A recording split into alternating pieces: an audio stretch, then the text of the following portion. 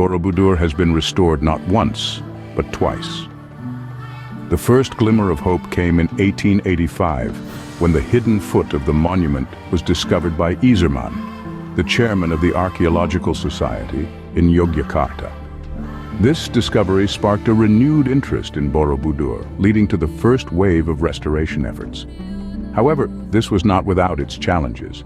Budget constraints meant that the restoration could not proceed as planned.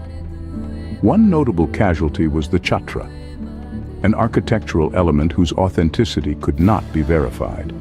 As a result, it was disassembled by Theodore Van ERT, a Dutch engineer and military officer.